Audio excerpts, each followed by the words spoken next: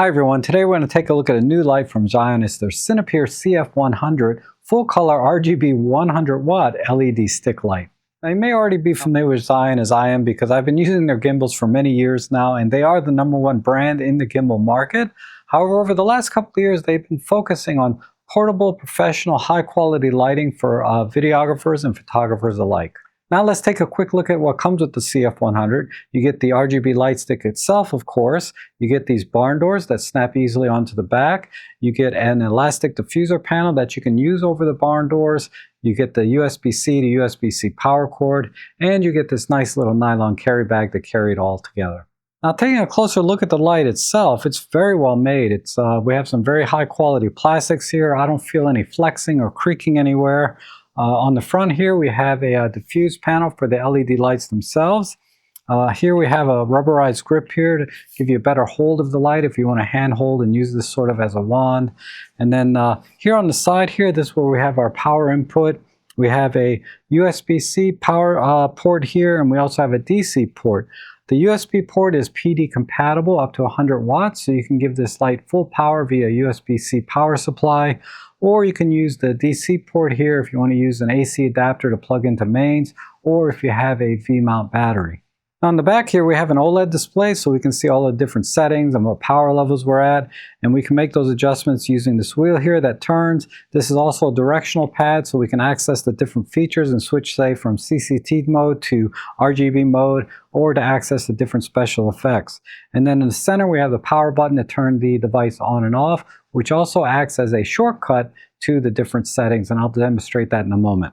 And then on the bottom here we have a standard 1/4 20 thread screw, so we can attach this directly to the light stand like I have here, or you can attach, say, a tabletop tripod or even an Arca Swiss plate if you want to use it on a tripod. Now I really like that this comes with the barn doors. It snaps very easily just onto the back like this, and honestly I would probably never take them off of the light. I would just leave them on permanently because they pull it very nicely onto the light itself for travel.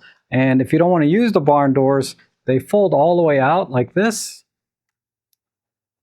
so that you get the full spread of light, or if you want to make the light more directional, you can just kind of close them to whatever angle you need. Now this elastic diffuser just attaches directly to the barn doors like this, very easily, and then we can spread that out and we get a nice wider, softer light if we need it. Now to use the light, we just push and hold the power button here for 2 seconds, and then when we see the LED display come on, we just rotate the dial to turn it on.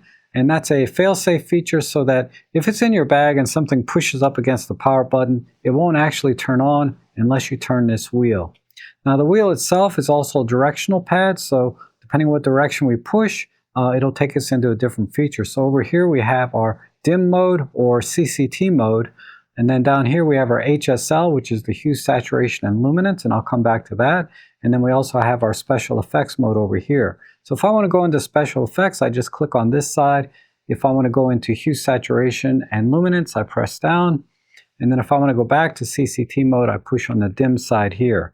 Now the light also has a boost mode, which they call max. If I push on that, it'll brighten the light up to its full 100 watt capacity. Also, you'll notice that it changed the temperature to 4300 Kelvin. And what that does is it turns all of the RGB lights on at the same time to give you that maximum brightness. However, you can still change the Kelvin temperature by rotating the jog wheel and adjust the jog temperature 100 Kelvin at a time. However, and let me get out of max mode, I can use the power button as a shortcut to common temperatures and power settings. So for example, if I want to go to daylight setting, I can double click the power button and it goes right to the 5500K. And if I double click it again, I go to the maximum Kelvin here that it has at 6500K, and I can double click again, it goes to 2700K, which is its minimum.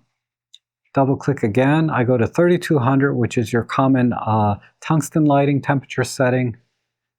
And then we go to 43 and back to 5500 Kelvin. Now if I want to adjust the brightness, I just push on the dim button again and it'll toggle down to the brightness setting. And this works for all of the features, where when you're in that mode, pushing the button again toggles between the different settings. So if I want to adjust the brightness, I can use the jog wheel here by turning it in 1% increments, or just as before with the kelvins, I can use the power button by double clicking as shortcuts to 100%, 0, or 50%. Now if we go to the HSL mode, you can see we have hue, which is our color, saturation, and then our luminance level, or how bright the color is. So let's go ahead and push it again and go to the color, and then we can toggle between red, green, and blue this way. So what I'm going to do is toggle down to the luminance so you can see, and I'm going to adjust that to 100%, and I'll put my hand out here, and I'll go back up to hue. So right now we're on blue. I double click, I can go to red, and I double click again, and it goes to green. And then I can do anything in between by rotating the dial. And then the saturation, just adjust how green something is, and as we go down to 0, it goes down completely to white. And I can go down to luminance, and again double clicking toggles between 0 and 50% and 100%. And then going into the special effects mode, I can toggle through 7 different lighting effects and 6 different special effects like candlelight, lightning mode, flame, and then we get into our special lighting effects here. And if I want to change the brightness, I just toggle on FX again, it goes to the next level, and I can adjust it here, and as before I can use the shortcut to go to 50% and 100%. Now let's go back to CCT mode, and I'm going to set this to what I commonly use is 3200 Kelvin. So I'm just going to jump quickly to that, and then I'm going to adjust the brightness to 50%. And this is what I commonly use in my studio. Now if you notice, if I push and hold the power button, this is how you power the device off.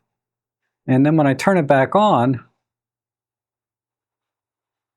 like so, it will remember where I left off. So it'll go back to the 3200 Kelvin and 50% brightness if I want it. And if I was in a special effects mode and I turn it off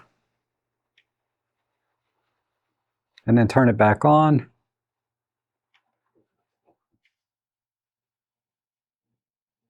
you can see it went back to special effect mode number 5 at 10%. I accidentally bumped the wheel.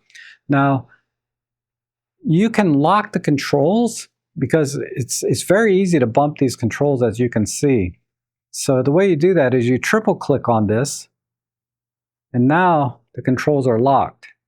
And to unlock it, you just triple click it again, like that. And then you can make changes, triple click it, and it'll lock. And this is very, very handy, especially if you're hand holding the device. Now LED lighting is used a lot in videography, and one of the concerns for videographers is fan noise. And you'll notice on the back of this light, we have actually 6 vents here for 6 fans, but it is part of Zhiyun's Dynaport technology, which basically means they are fully automatic, so there's no settings in the menu to make any adjustments. They come on when they're needed, and they turn off when they're not needed. And even when I had this at full power and max boost mode, the fans were virtually silent, and they rarely come on, so it's not going to affect anything in your production. Now another common question I get with LED lighting is, what happens when you use an external power source? Well, if you turn the light on via its battery and then plug into the USB-C port, a power bank or something, the light is going to turn off, evaluate what power source is coming into the light, and then turn back on, because power banks, for example, are compatible at different wattages, maybe 45 watts, 18 watts, etc. So it has to turn off, evaluate how much power it's receiving before it turns back on. And then speaking of the battery, if you're going to use the light at full power in its standard RGB and CCT modes, you're going to get about an hour's life out of it. If you use this at the max boost mode, that'll give you only about a half an hour. But as you can see, typically you would probably use this light at 20–25% power at most, in which case you'll get several hours. And then once the battery is fully depleted, you can of course switch to an external power source, and if you need to recharge the battery, It'll take about 2.5 hours to recharge the battery using a USB-C PD compatible 100 watt power supply. Now, I'm primarily a photographer and not a videographer, but as a videographer, I could see using this, say, at a wedding to illuminate things like the shoes or the cake or the rings, the guest book, etc. This would be perfect for lighting those kinds of subjects because it would provide a nice wide spread of light to give it a very soft look. And as a photographer here in my studio, I would use, if I only had one, I would use this, say, as a fill light more so than as a key light. But it can easily be used as a key light when I'm mixing it with my other lighting here. So for example, right now I have it set at 3200 Kelvin, 50% power. And if I were to put this onto me, you can see that it's much, much brighter than my current key lighting. And now they've kind of switched roles where this is the key light and that is the fill light over there. So what I would do is I would just adjust this, say, down to 10%. And now this acts as a very nice soft light or fill light in addition to the key lighting here. Now, a lot of photographers like to use these light sticks for light painting, and having the full color RGB mode here, you can do some really neat creative effects. Here's a couple examples of some light painting that I've done in the past. Now, a couple of things I'd like to see improved maybe in the next version of this light. First is the handle. Now, it does have this nice rubberized grip, which does help a lot when you're hand holding this.